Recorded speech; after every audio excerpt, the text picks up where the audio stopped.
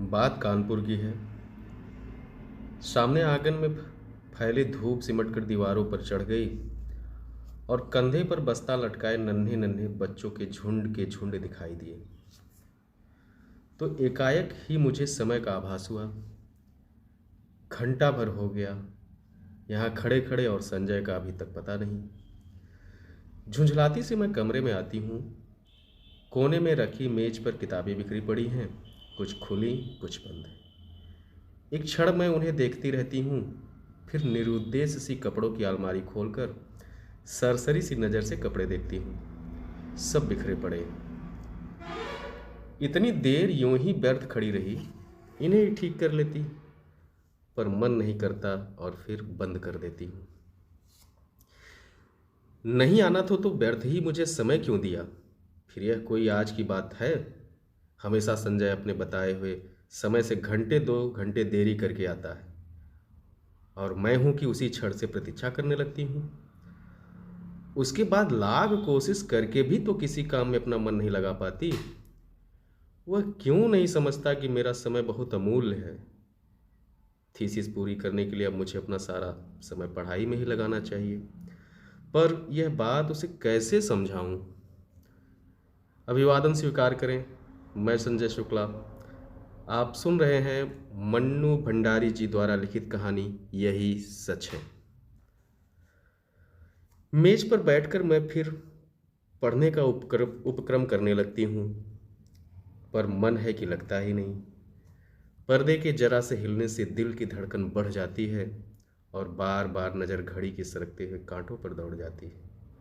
हर समय यही लगता है कि वह आया, वह आया। तभी मेहता साहब की 5 साल की छोटी बच्ची झिझकती इसी कमरे में आती है। आंटी, हमें कहानी सुनाओगी? नहीं, अभी नहीं, पीछे आना। मैं रुखाई से जवाब देती हूँ। वह भाग जाती है। ये मिसेज मेहता भी एक ही हैं। यूं तो महीनों शायद मेरी सूरत नहीं देखती, पर बच्ची को जब तब मेरा सिर खाने को भेज देती हैं। मेहता साहब तो फिर भी कभी कभी 8-10 दिन में खैरियत पूछ ही लेते हैं, पर वे तो बेहद आकड़ू मालूम होती हैं।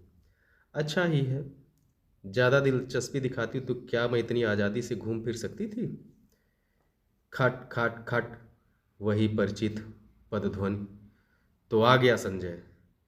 मैं बरबस ही अपना सारा ध्यान पुस्तक में केंद्रित कर लेती हूँ। रजनीगंधा के ढेर सारे फूल लिए संजय मुस्कुराता सा दरवाजे पर खड़ा है। मैं देखती हूँ, पर मुस्कुराकर स्वागत नहीं करती। हंसता हुआ वह आगे बढ़ता है और फूलों को मेज पर पटक कर पीछे से मेरे दोनों कंधे दबाते हुए पूछता है, बहुत नाराज हो? रजनीगंधा की महक से जैसे सारा कमरा महकने लगता है। मुझे क्या करना है नाराज होकर, रुखाई सी मैं कहती हूँ।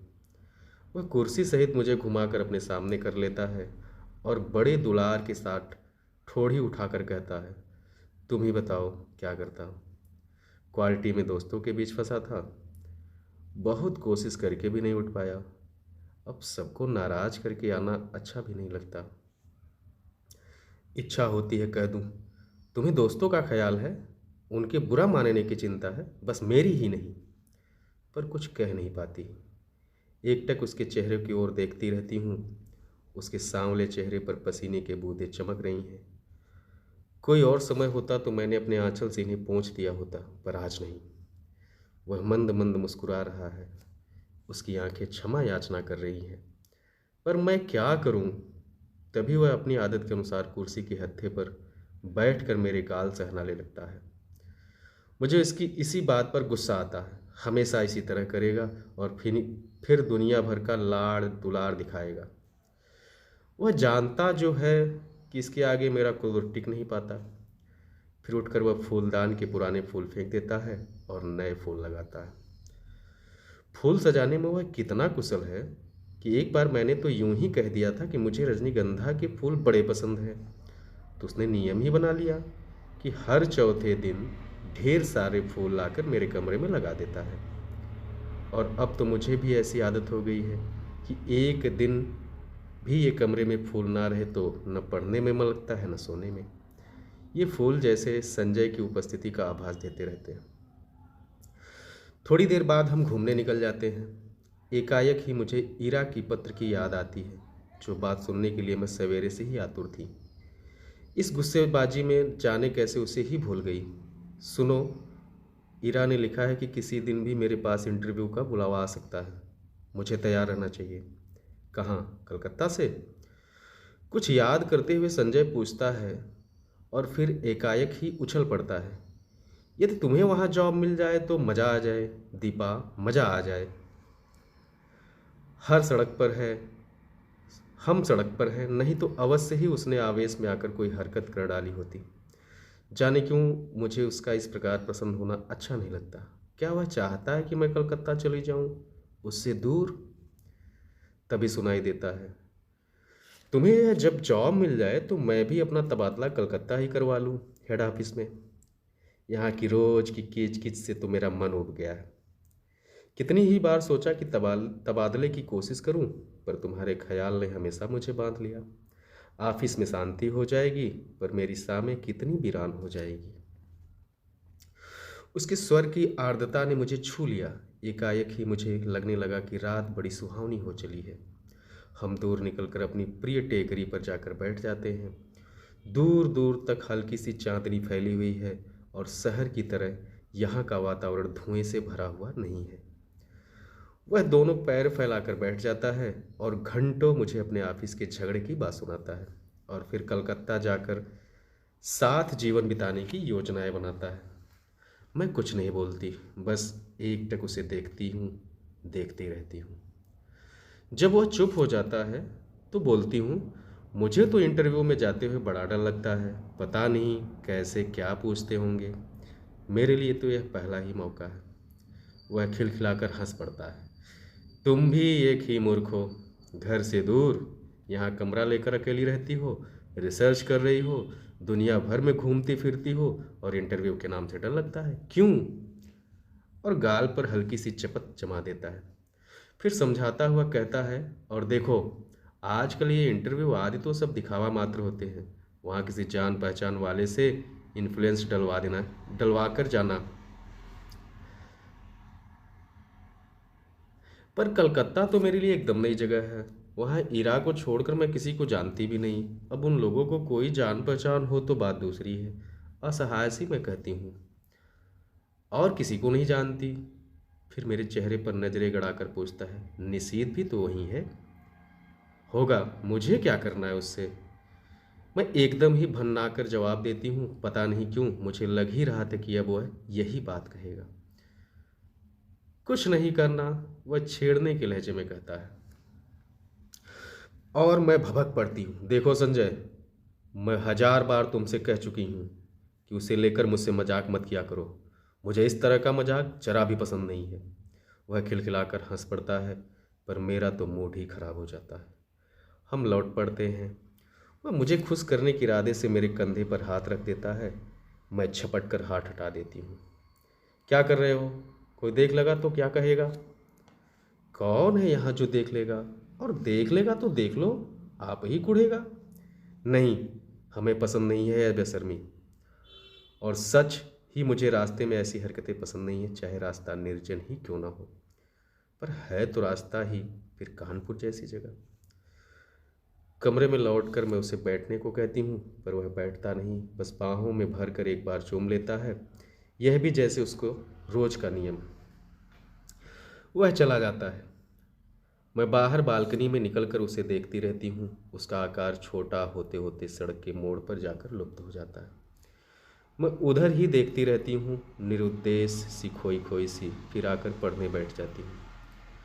रात में सोती हूँ तो देर तक मेरी आंखें मेज पर लगे रजनीगंधा के फूलों को ही निहारती रहती हैं। जाने क्यों अक्सर मुझे भ्रम हो जाता है कि ये फूल नहीं है, मानो संजय की अनेकानेक आंखें हैं जो मुझे देख रही हैं, सहला रही हैं, दुलरा रही हैं, और अपने को यूं असंख्य आंखों से निरंतर देखे जाने की कल्पना से ही मैं लजा जाती हूँ। मैंने संजय को एक बार यह बात बताई थी कि वह खूब हंसा था, और फिर मेरे गालों को सहलाते उसने कहा था कि मैं पागल हूँ, निरी हूँ, मूर्खा हूँ। कौन जाने उसका कहना ठीक ही हो, शायद मैं पागल ही हूँ। मैं जानती हूँ संजय का मन निशीथ को लेकर जब तब सशंकित हो उठता है, पर मैं उसे कैसे विश्वास दिलाऊं कि मैं निशीथ से नफरत करती हूँ। उसकी याद मात्र से मेरा मन घृणा से भर उठता है। फिर 18 वर्ष की आयु में किया हुआ प्यार भी कोई प्यार होता है भला? निरा बचपन होता है, महज पागलपन। उसमें आवेश रहता है पर अस्थायित्व तो नहीं, गति रहती है पर गहराई नहीं। जिस वेग से वह आरंभ होता है, जरा सा झटका लगने पर उसी वेग से टूट भी जाता है।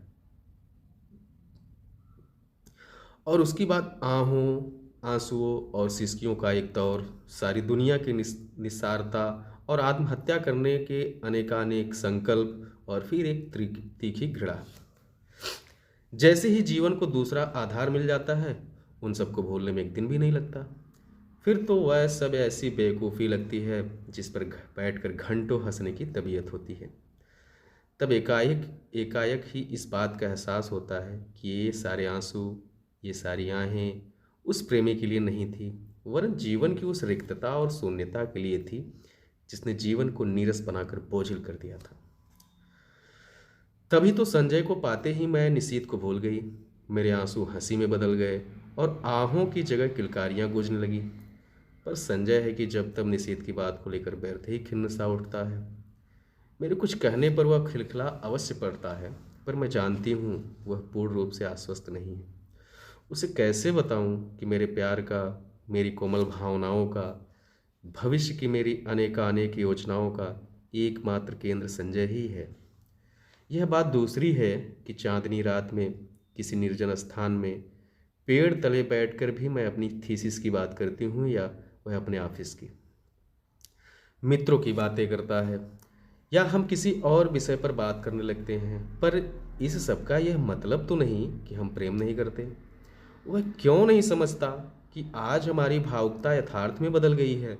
सपनों की जगह हम वास्तविकता में जीते हैं। हमारे प्रेम को परिपक्वता मिल गई है, जिसका आधार पाकर वह अधिक गहरा हो गया है, अस्थायी हो गया है। पर संजय को कैसे समझाऊं यह सब? उसे कैसे समझाऊं कि निशीथ ने मेरा अपमान किया है, ऐसा अपमान जिसकी कचोट से मैं आज भी तिलमिला जाती हूँ। संबंध तोड़ने से पहले एक बार तो उसने मुझे बताया होता कि आखिर मैंने ऐसा कौन सा अपराध कर डाला था जिसके कारण उसने मुझे इतना कठोर दंड दे डाला। सारी दुनिया की भत्सना, तिरस्कार, परिहास और दया का विष मुझे पीना पड़ा। विश्वासघाती, नीच कहीं का। और संजय सोचता है कि आज भी मेरे मन में उसके लिए कोई कोमल स्थान है। छी, मैं उससे नफरत करती हूँ, और सच पूछो तो अपने को भाग्यशालिनी समझती हूँ कि मैं एक ऐसे व्यक्ति के चंगुल में फंसने से बच गई जिसके लिए प्रेम महज एक खिलवाड़ है। संजय, यह तो सोचो कि यदि ऐसी कोई बात भी होती तो क्या मैं तुम्हारे आगे, तुम्हारी हर उचित अनुचित चेष्टा के आगे यूं आत्मसमर्पण करती?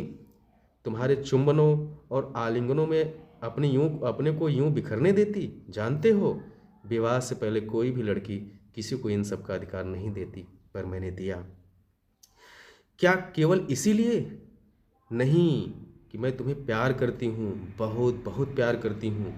विश्वास करो संजय, तुम्हारा मेरा प्यार ही सच है।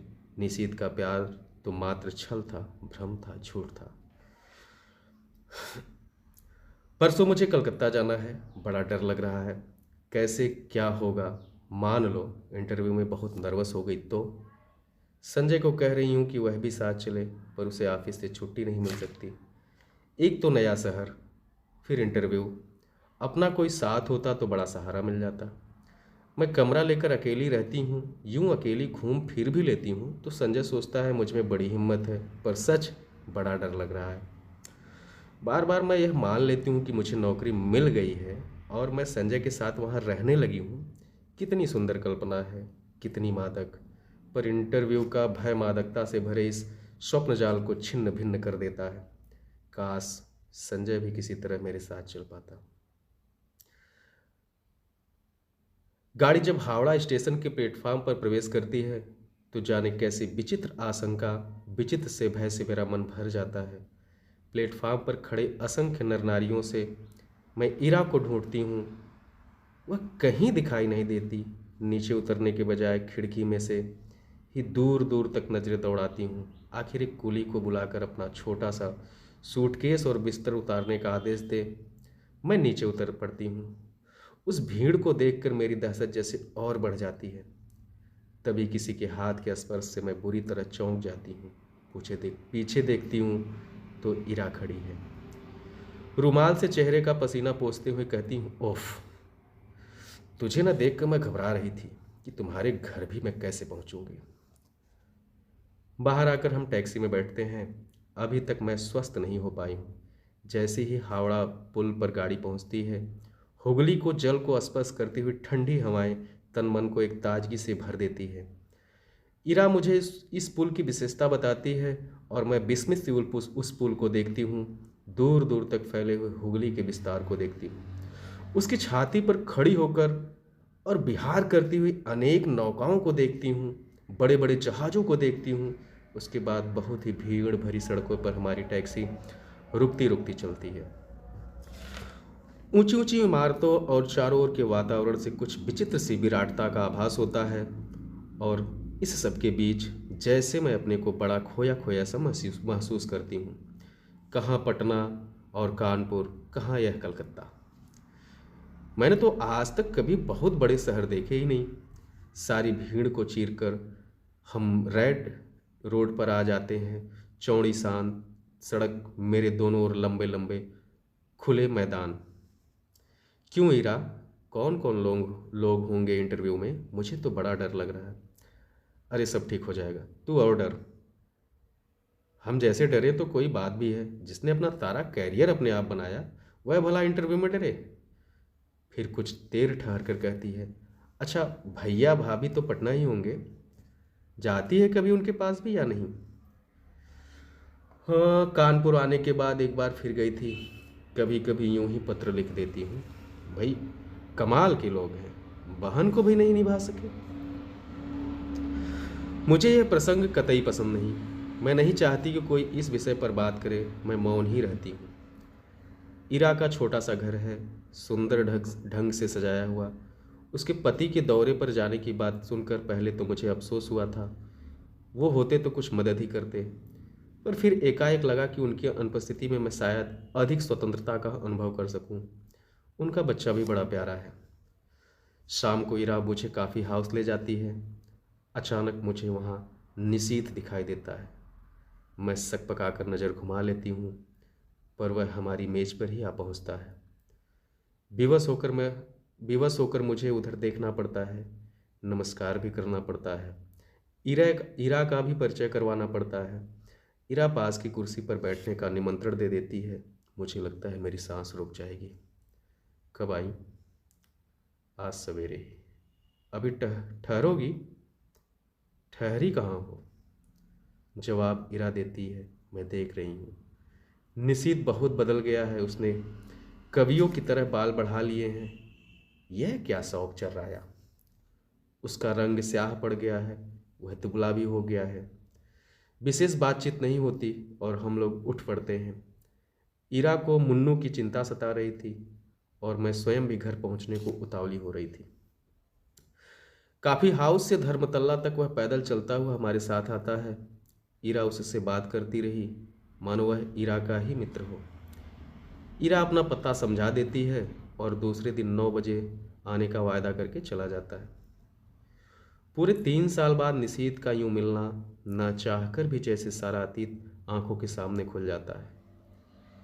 बहुत दुबला बहुत दुबला हो गया है निशीथ। लगता है जैसे मन में कहीं कोई गहरी पीड़ा छिपाए बैठा है। मुझसे अलग होने का दुख तो नहीं साल रहा है इसे। कल्पना चाहे कितनी भी मधुर क्यों ना हो, एक तृप्ति युक्त आनंद देने वाली क्यों ना हो, पर मैं जानती हूँ यह झूठ है। यदि ऐसा ही था तो कौन उससे कहने गया था कि तुम इस संबंध को तोड़ दो? उसने अपनी इच्छा से ही तो यह सब किया था। एकाएक ही मेरा मन कटु हो उठता है। यही तो है वह व्यक्ति जिसने मुझे अपमानित करके सारी दुनिया के सामने छोड़ दिया था, महज उपहास का पात्र बनाकर। ओह, क्यों नहीं मैंने उसे पहचानने से इनकार कर दिया। जब वह मेज के पास आकर खड़ा हुआ तो क्यों नहीं मैंने कह दिया कि माफ़ कीजिए, मैं आपको पहचानती नहीं। जरा उसका खिसियाना तो देखती। वह कल भी आएगा। मुझे उसे साफ साफ मना कर देना चाहिए था कि मैं उसकी सूरत भी नहीं देखना चाहती। मैं उससे नफरत करती हूँ, नफरत। अच्छा है, आए कल। मैं उसे बता दूंगी कि जल्दी ही मैं संजय से विवाह करने वाली हूँ। यह भी बता दूंगी कि मैं पिछला सब कुछ भूल चुकी हूँ।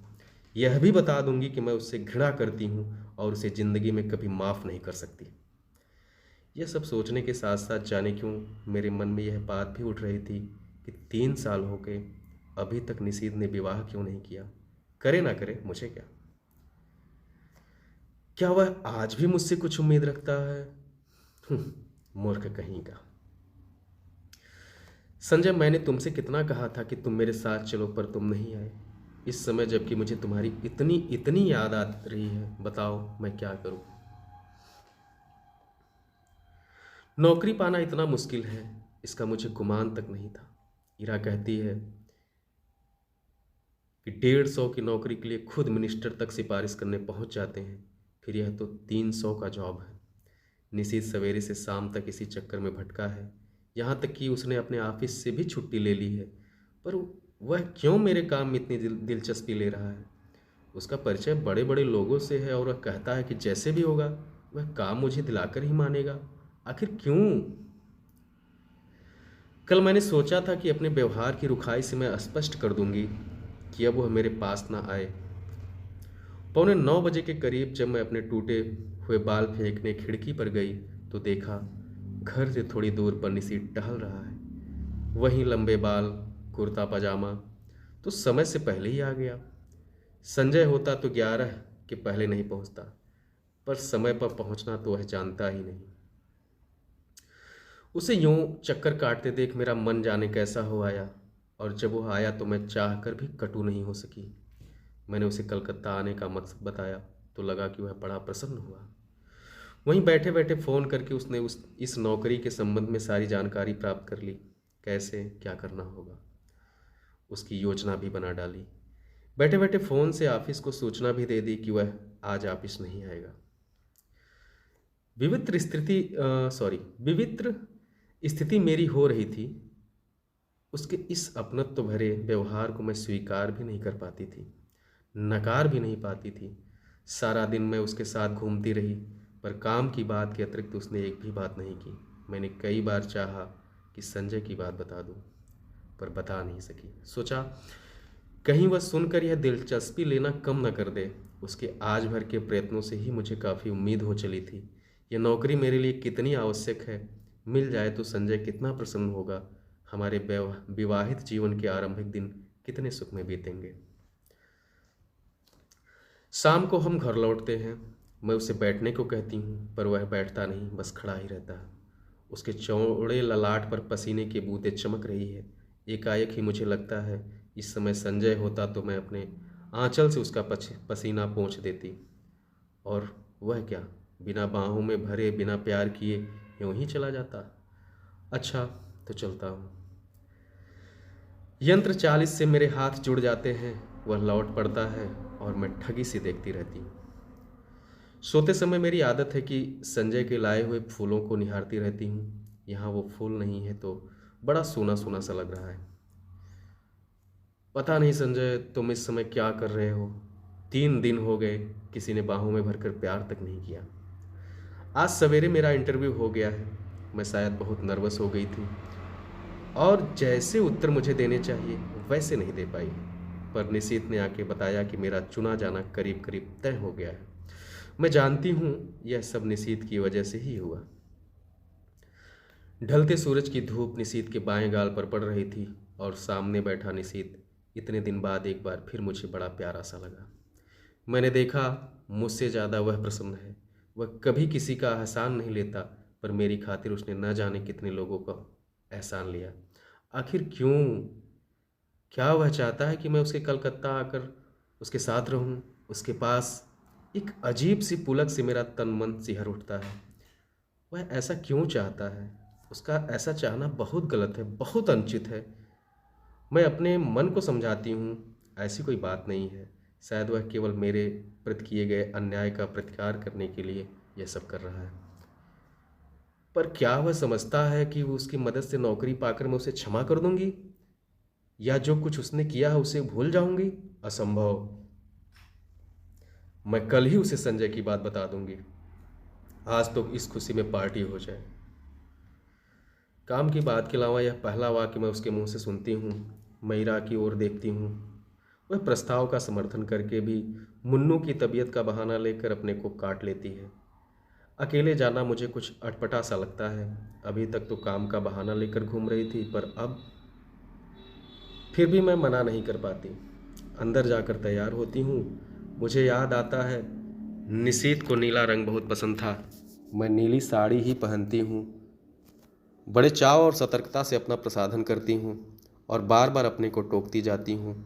किसको रिझाने के लिए यह सब हो रहा है? क्या है निरा पागलपन नहीं है? सीढ़ियों पर निशीत हल्की सी मुस्कुराहट के साथ कहता है, इस साड़ी में तुम बहुत सुंदर लग रही हो।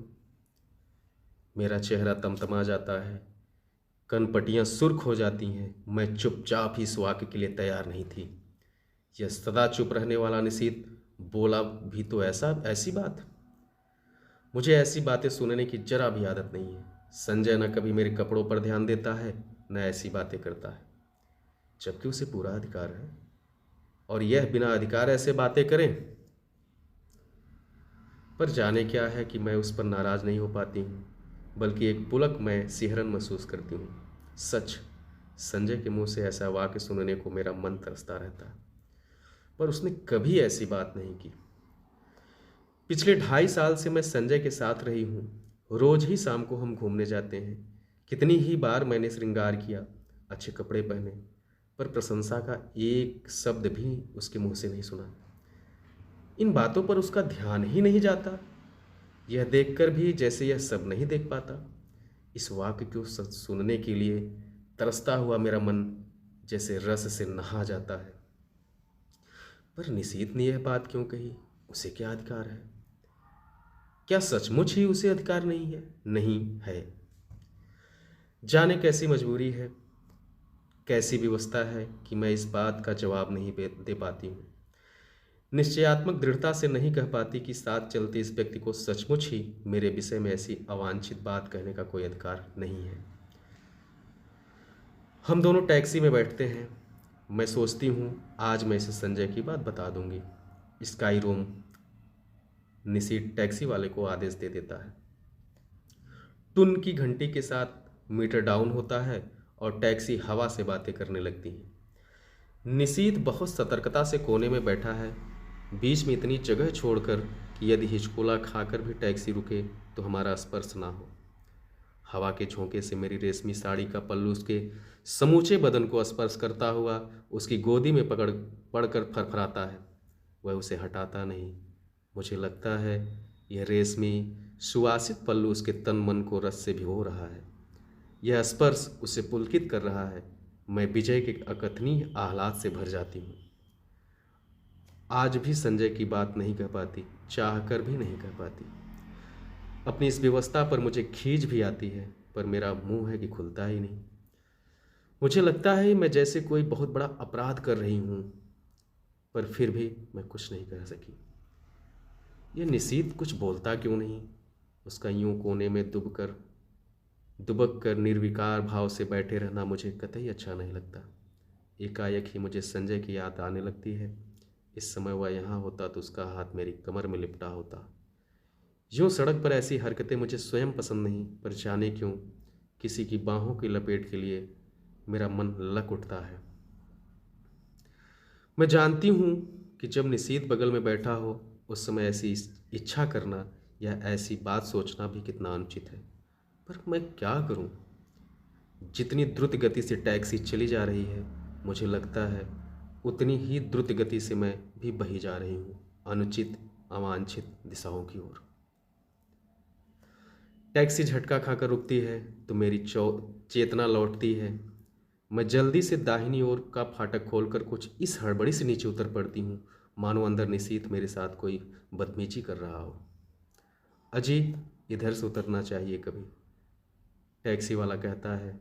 मुझे अपनी गलती का भान होता है। उधर निशीथ खड़ा है, उधर मैं, बीच में टैक्सी। पैसे लेकर टैक्सी चली जाती है तो हम दोनों एक दूसरे के आमने सामने हो जाते हैं। एकाएक ही मुझे ख्याल आता है कि टैक्सी के पैसे तो मुझे ही देने चाहिए थे, पर अब क्या हो सकता था। चुपचाप हम दोनों अंदर जाते हैं। आसपास बहुत कुछ है, चहल पहल, रोशनी, रौनक, पर मेरे लिए सबका अस्तित्व मिट जाता है। मैं अपने को सबकी नज़रों से ऐसे बचाकर चलती हूँ मानो मैंने कोई अपराध कर डाला हो और कोई मुझे पकड़ ना ले।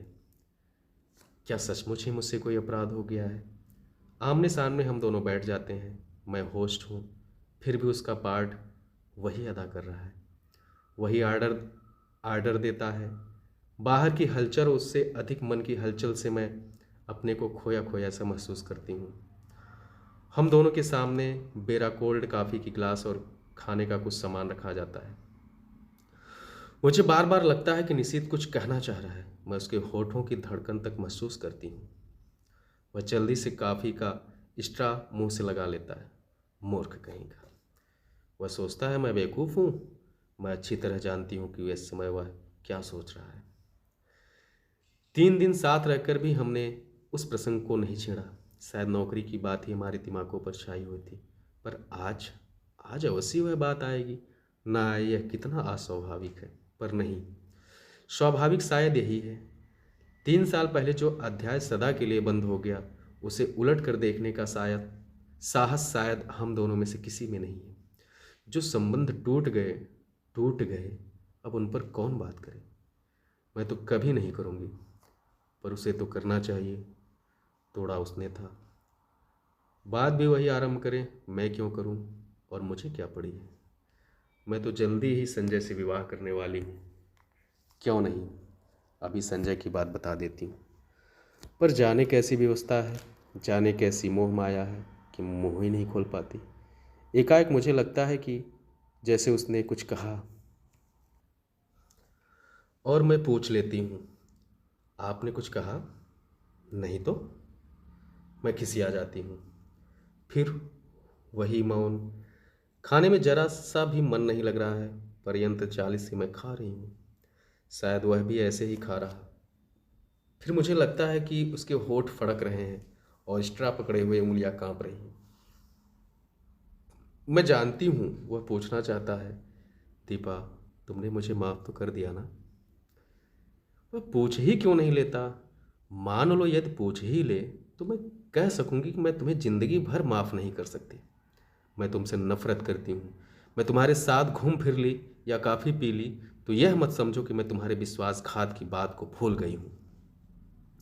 और एकाएक ही पिछला सब कुछ मेरी आंखों के आगे तैरने लगता है। पर यह क्या? असह, अपमानजनित पीड़ा, क्रोध और कटुता क्यों नहीं याद आती? मेरे सामने तो पटना में गुजारी हुई सुहानी संध्याओं और चांदनी रातों के वे चित्र उभर कर आते हैं, जब घंटों समीप बैठ मौन भाव से हम एक दूसरे को निहारा करते थे। बिना स्पर्श किए भी जाने कैसी मादकता तन मन को विभोर किए रहती थी। जानी कैसी तन्मयता में हम डूबे रहते थे, एक विचित्र सी स्वप्निल दुनिया में। मैं कुछ बोलना भी चाहती तो वह मेरे मुंह पर उंगली रखकर कहता, आत्मीयता के ये क्षण अनकहे ही रहने दो दीपा। आज भी तो हम मौन ही हैं, एक दूसरे के निकट ही हैं। क्या आज भी हम आत्मीयता के उन्हीं क्षणों में गुजर रहे हैं? मैं अपनी सारी शक्ति लगाकर चीख पड़ना चाहती हूँ, नहीं, नहीं, नहीं। पर काफ़ी सिप करने के अतिरिक्त मैं कुछ नहीं कर पाती। मेरा यह विरोध हृदय की न जाने कौन सी अतल गहराइयों में डूब जाता है। निषेध मुझे बिल नहीं देने देता। एक विचित्र सी भावना मेरे मन में उठती है कि छीना झपटी में किसी तरह मेरा हाथ उसके हाथ से छू जाए। मैं अपने स्पर्श से उसके मन के तारों को झंझना देना चाहती हूँ, पर वैसा अवसर नहीं आता। बिल वही देता है, मुझसे तो विरोध भी नहीं किया जाता। मन में प्रचंड तूफान, पर फिर भी वही निर्विकार भाव से मैं टैक्सी में आकर बैठती हूँ। फिर वही मौन, वही दूरी। पर जाने क्या है कि मुझे लगता है कि निशीथ मेरे बहुत निकट आ गया है, बहुत ही निकट। बार बार मेरा मन करता है क्यों न निशीथ मेरा हाथ पकड़ लेता, क्यों नहीं मेरे कंधे पर हाथ रख देता। मैं जरा भी बुरा नहीं मानूंगी, जरा भी नहीं। पर मैं कुछ भी नहीं करता। सोते समय रोज की तरह मैं आज भी संजय का ध्यान करते हुए सोना चाहती हूँ, पर निशीथ है कि बार बार संजय की आकृति को हटाकर स्वयं खड़ा हो आता है। अपनी मजबूरी पर खींच खींच जाती हूँ। आज कितना अच्छा मौका था सारी बात बता देने का, पर मैं जाने के कहाँ भटकी थी कि कुछ भी बता ना पाई। शाम को मुझे निशीथ अपने साथ लेके चला गया। पानी के किनारे हम घास पर बैठ गए। कुछ दूर पर हम काफ़ी भीड़ भाड़ और चहल पहल थी, पर यह स्थान अपेक्षाकृत शांत था। सामने लेक के पानी में छोटी छोटी लहरें उठ रही थी। चारों ओर के वातावरण का कुछ विचित्र सा भाव मन पर पड़ रहा था। अब तो तुम यहाँ आ जाओगी, मेरी ओर देखकर उसने कहा। हाँ, नौकरी के बाद क्या इरादा है? मैंने देखा उसकी आंखों में कुछ जानने की आतुरता फैलती जा रही है, शायद कुछ कहने के लिए। मुझसे कुछ जानकर वह अपनी बात कहेगा। कुछ नहीं। जाने क्यों मैं यह कह गई, कोई है जो मुझे कचोटे डाल रहा है। क्यों नहीं बता देती कि नौकरी के बाद मैं संजय से विवाह करूंगी। मैं संजय से प्रेम करती हूँ, वह मुझसे प्रेम करता है। वह बहुत अच्छा है, बहुत ही। वह मुझे तुम्हारी तरह धोखा नहीं देगा, पर मैं कुछ भी नहीं कह पाती। अपनी इस बेबसी पर मेरी आंखें छलछला आती हैं। मैं दूसरी ओर मुंह फेर लेती हूँ। तुम्हारे यहाँ आने से मैं बहुत खुश हूँ। मेरी सांस जहाँ की तहाँ रुक जाती है, आगे के शब्द सुनने के लिए, पर शब्द नहीं आते। बड़ी कातर, करुण और याचना भरे दृश्य से मैं उसे देखती हूँ, मानो कह रही हूँ कि तुम क्यों नहीं कह देते निशीथ कि आज भी तुम मुझसे प्यार करते हो। तुम मुझे अपने पास रखना चाहते हो। जो कुछ हो गया है उसे भूल कर तुम मुझसे विवाह करना चाहते हो। कह दो निशीथ, कह दो। यह सुनने के लिए मेरा मन अकुला रहा है, छटपटा रहा है। मैं बुरा नहीं मानूंगी, जरा भी बुरा नहीं मानूंगी। मान ही कैसे सकती हूँ निशीथ? इतना सब हो जाने के बाद भी शायद मैं तुम्हें प्यार करती हूँ। शायद नहीं, सचमुच ही मैं तुम्हें प्यार करती हूँ। मैं जानती हूँ तुम कुछ नहीं कहोगे, सदा के ही मितभाषी जो हो। फिर भी कुछ कहने की आतुरता के लिए मैं तुम्हारी तरफ देखती रहती हूँ, पर तुम्हारी नज़र तो लेक के पानी पर जमी हुई है, शांत, मौन। आत्मीयता की ये क्षण कहे अनकहे भले ही रह जाएं, पर अनबूझे नहीं रह सकते। तुम चाहे न कहो, पर मैं जानती हूँ तुम आज भी नहीं मुझसे प्यार करते हो, बहुत करते हो। मेरे कलकत्ता आ जाने के बाद इस टूटे संबंध को फिर से जोड़ने की बात तुम इस समय सोच रहे हो। तुम आज भी मुझे अपना ही समझते हो। तुम जानते हो आज भी दीपा तुम्हारी है और मैं। लगता है इस प्रश्न का उत्तर देने का साहस मुझ में नहीं है। मुझे डर है कि जिस आधार पर मैं तुमसे नफरत करती थी, उसी आधार पर कहीं तुम मुझसे अपने से नफरत ना करनी पड़े। लगता है रात आधी से भी अधिक ढल गई है। मैं कानपुर वापस आ जाती हूँ। मन में उत्कट अभिलाषा होते हुए निशीथ की आवश्यक मीटिंग की बात सुनकर मैंने कह दिया था कि तुम स्टेशन पर मत आना। इरा आई थी, पर गाड़ी पर बिठा कर ही चली गई। या कहूँ कि मैंने जबरदस्ती ही उसे भेज दिया। मैं जानती थी कि लाख मना करने पर भी निशीथ आएगा, और विदा के उन अंतिम क्षणों में मैं उसके साथ अकेले ही रहना चाहती थी। मन में एक दबी सी आशा थी कि चलते समय ही शायद वह कुछ कह दे। गाड़ी चलने में 10 मिनट रह गए थे तो देखा बड़ी व्यग्रता से डिब्बों में झांकता झांकता निशीथ आ रहा था। पागल। उसे इतना तो समझना चाहिए कि उसकी प्रतीक्षा में मैं यहाँ बाहर खड़ी हूँ। मैं दौड़ कर उसके पास जाती हूँ। आप क्यों आए? पर मुझे उसका आना बड़ा अच्छा लगता है। वह बहुत थका हुआ लग रहा है। शायद सारा दिन बहुत व्यस्त रहा और दौड़ता दौड़ता मुझे सी ऑफ करने यहाँ पहुँचा। मन करता है कुछ ऐसा करूं जिससे इसकी सारी थकान दूर हो जाए, पर क्या क्या करूं। हम डिब्बे के पास आ जाते हैं। जगह अच्छी मिल गई है। वह अंदर झांकते हुए पूछता है, हाँ पानी वानी तो है? है। बिस्तर फैला लिया। मैं खींच पड़ती हूँ। वह शायद समझ जाता है, सो चुप हो जाता है। हम दोनों एक क्षण को एक दूसरे की ओर देखते हैं। मैं उसकी आंखों में विचित्र सी छायाएं देखती हूँ, मानो कुछ है जो उसके मन में घुट रहा है, उसे मथ रहा है, पर वह कह नहीं पा रहा है। वह क्यों नहीं कह देता, क्यों नहीं अपने मन की इस घुटन को हल्का कर लेता। आज भीड़ विशेष नहीं है। चारों ओर नज़र डालकर वह कहता है। मैं भी एक बार चारों ओर देख लेती हूँ, पर नज़र मेरी बार बार घड़ी पर ही जा रही है। जैसे जैसे समय सरक रहा है, मेरा मन किसी गहरे अवसाद में डूब रहा है। मुझे कभी उस पर दया आती है तो कभी खींच। गाड़ी चलने में केवल 3 मिनट बाकी रह गए हैं। एक बार फिर हमारी नज़रें मिलती हैं। ऊपर चढ़ जाओ, अब गाड़ी चलने वाली है। बड़ी असहाय सी नज़र से मैं उसे देखती हूँ, मानो कह रही हूँ तुम ही चढ़ा दो। और फिर धीरे धीरे चढ़ जाती। दरवाजे पर मैं खड़ी हूँ और वह नीचे प्लेटफार्म पर जाकर पहुँचने की खबर देना। जैसे ही मुझे उधर कुछ निश्चित रूप से मालूम होगा, मैं तुम्हें सूचना दूंगा। मैं कुछ बोलती नहीं, बस उसे देखती रहती हूँ। सीटी, हरी झंडी, फिर सीटी। मेरी आंखें छलछला आती हैं। गाड़ी एक हल्के से झटके के साथ सरकने लगती है। वह गाड़ी के साथ कदम आगे बढ़ाता है और मेरे हाथ पर धीरे से अपना हाथ रख देता है। मेरा रोम रोम सिहर उठता है। मन करता है चिल्ला पड़ूं। मैं समझ गई निशीथ, सब समझ गई। जो कुछ तुम इन 4 दिनों में नहीं कह पाए, वह तुम्हारे इस क्षणिक स्पर्श ने कह दिया। विश्वास करो, यदि तुम मेरे हो तो मैं भी तुम्हारी हूँ, केवल तुम्हारी, एकमात्र तुम्हारी। पर मैं कुछ कह नहीं पाती, बस साथ चलते निशीथ को देखती भर रहती हूँ। गाड़ी की गति पकड़ते हुए हाथ को जरा सा दबाकर छोड़ देता है। मेरी छलछलाई आंखें मुद जाती हैं। मुझे लगता है यह स्पर्श, यह सुख, यह क्षण ही सत्य, बाकी सब झूठ है। अपने को भूलने का, भरमाने का, छलने का असफल प्रयास है।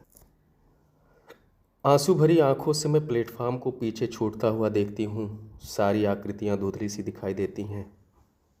असंख्य हिलते हुए हाथों के बीच निशीथ के हाथ को, उस हाथ को जिसने मेरा हाथ पकड़ा था, ढूंढने का असफल सा प्रयास करती हूँ।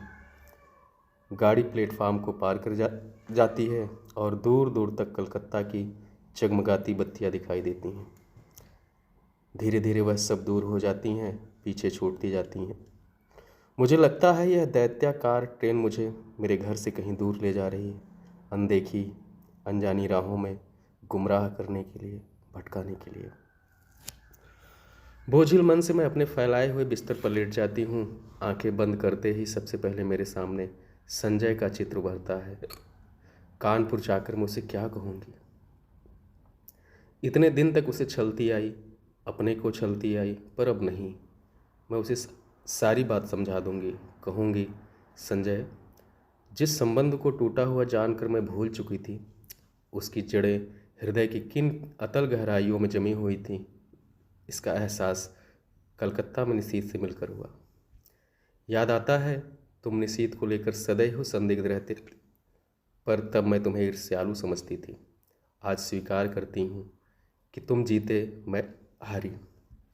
सच मानना संजय, 2.5 साल से मैं स्वयं भ्रम में थी और तुम्हें भी भ्रम में ढाल रखा था। पर आज भ्रम के, छलना के सारे ही जाल छिन्न भिन्न हो गए हैं। मैं आज भी निशीथ को प्यार करती हूँ और यह जानने के बाद एक दिन भी तुम्हारे साथ और छल करने का दुस्साहस करूँ।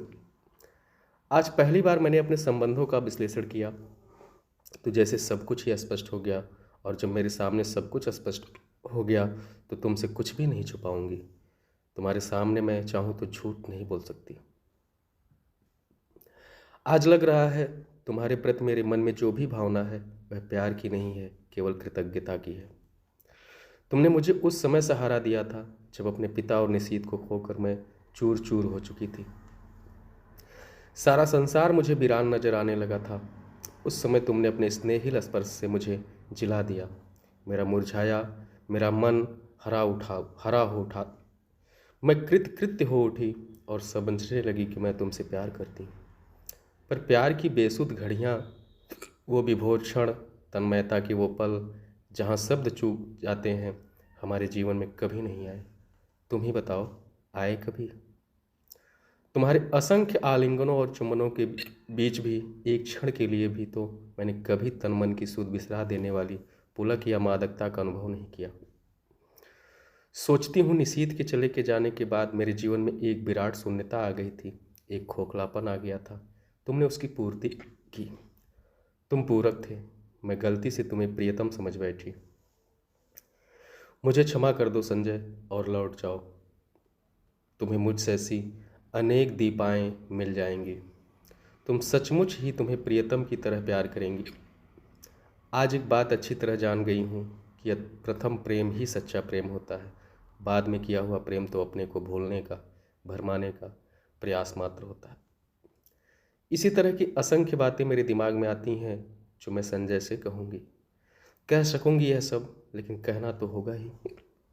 उसके साथ अब एक दिन भी छल नहीं कर सकती। मन से किसी और की आराधना करके तन से उसकी होने का अभिनय करती हूँ। छी, नहीं जानती। यही सब सोचते सोचते मुझे कब नींद आ गई पता नहीं चला। लौट कर अपना कमरा खोलती हूँ तो देखती हूँ सब कुछ ज्यों का त्यों है। सिर्फ फूलदान के रजनीगंधा मुरझा गए। कुछ फूल झरकर जमीन पर इधर उधर भी बिखर गए हैं। आगे बढ़ती हूँ तो जमीन पर पड़ा हुआ एक लिफाफा दिखाई देता है। संजय की लिखाई है। खोला तो छोटा सा पत्र था। दीपा, तुमने जो कलकत्ता जाकर कोई सूचना ही नहीं दी। मैं आज ऑफिस के काम से कटक जा रहा हूँ। 5-6 दिन में मैं लौट जाऊँगा। तब तक तुम आ ही जाओगी। जानने को उत्सुक हूँ कि कलकत्ता में क्या हुआ। तुम्हारा संजय। एक लंबा निश्वास निकल जाता है। लगता है एक बड़ा बोझ हट गया। इस अवधि में मैं तो अपने को अच्छी तरह तैयार कर लूँगी। नहा धोकर सबसे पहले मैं निशीथ को पत्र लिखती हूँ। उसकी उपस्थिति से जो हिचक मेरे ओठ बंद किए हुए थे, दूर रहकर वह अपने आप ही टूट जाती है। मैं स्पष्ट शब्दों में लिख देती हूँ कि चाहे उसने कुछ नहीं कहा, फिर भी मैं सब कुछ समझ गई हूँ। साथ ही यह भी लिख देती हूँ कि मैं उसकी उस हरकत से बहुत दुखी थी, बहुत नाराज भी, पर उसे देखते ही जैसे सारा क्रोध बह गया। इस अपनत्व में क्रोध भला टिक भी कैसे पाता। लौटी हूँ तब से न जाने कैसी रंगीनी और मादकता मेरी आंखों के आगे छाई है। एक खूबसूरत से लिफाफे में उसे बंद करके मैं स्वयं पोस्ट करने जाती हूँ। रात में सोती हूँ तो अनायास ही मेरी नज़र सूने फूलदान पर जाती है। मैं करवट बदल कर सो जाती हूँ। आज निशीथ को पत्र लिखे 5वां दिन है। मैं तो कल ही उसके पत्र की राह देख रही थी, पर आज की भी दोनों डाकें निकल गईं। जाने कैसा सूना सूना अनमना लगता रहता सारा दिन। किसी भी तो काम में जी नहीं लगता। क्यों नहीं लौटती डाक से ही उत्तर दे दिया उसने। समझ में नहीं आता कैसे समय गुजारूं। मैं बाहर बालकनी में जाकर खड़ी हो जाती हूँ। एकाएक ख्याल आता है, पिछले 2.5 सालों से करीब इसी समय यहीं खड़े होकर मैंने संजय की प्रतीक्षा की। क्या आज मैं संजय की प्रतीक्षा कर रही हूँ या मैं निशीथ के पत्र की प्रतीक्षा कर रही हूँ? शायद किसी की नहीं, क्योंकि जानती हूँ कि दोनों में से कोई भी नहीं आएगा। फिर निरुद्देश्य सी कमरे में लौट आती हूँ। शाम का समय मुझसे घर में काटा नहीं जाता। रोज ही तो संजय के साथ घूमने निकल जाया करती थी। लगता है यहीं बैठी रही तो दम घुट जाएगा। कमरा बंद करके मैं अपने को धकेलती सी सड़क पर ले आती हूँ। शाम का धुंधलका मन की बोझ और भी बढ़ा देता है। कहाँ जाऊँ? लगता है जैसे मेरी राहें भटक गई हैं, मंजिल खो गई हैं। मैं स्वयं नहीं जानती आखिर मुझे जाना कहाँ। फिर भी निरुद्देश्य सी चलती रहती हूँ, पर आखिर कब तक यूँ भटकती रहूं, हार कर लौट पड़ती हूँ। आते ही मेहता साहब की बच्ची तार का एक लिफाफा देती है। धड़कते दिल से मैं उसे खोलती हूँ। इरा का तार था। नियुक्ति हो गई, बधाई। इतनी बड़ी खुशखबरी पाकर भी जाने क्या है कि खुश नहीं हो पाती। यह खबर तो निशीथ भेजने वाला था। एकाएक ही एक विचार मन में आता है, क्या जो कुछ मैं सोच गई वह निरा भ्रम ही था, मात्र मेरी कल्पना या मेरा अनुमान? नहीं नहीं, उस स्पर्श से मैं भ्रम कैसे मान लूँ जिसने मेरे तन मन को डुबो दिया था, जिसके द्वारा उसके हृदय की एक एक परत मेरे सामने खुल गई थी।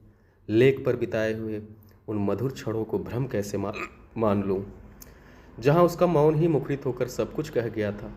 आत्मीयता के वे अनकहे क्षण, तो फिर उसने पत्र क्यों नहीं लिखा? क्या कल उसका पत्र आएगा? क्या आज भी उसे वही हिचक रोके हुए है?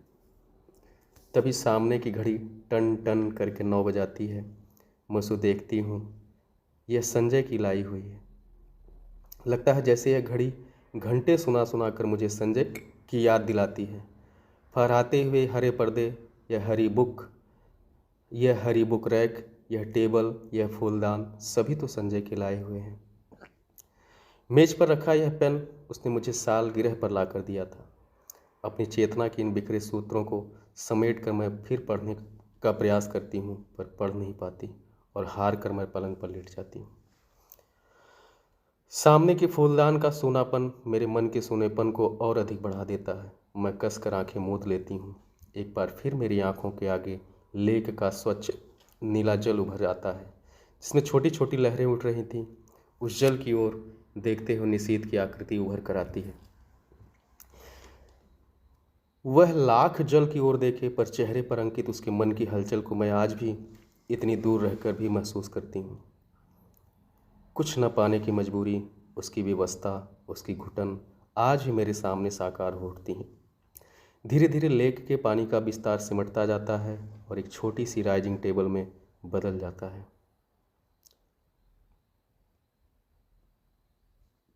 और मैं देखती हूँ कि एक हाथ में पेन लिए और दूसरे हाथ की उंगलियों को बालों में उलझाए निशीथ बैठा है।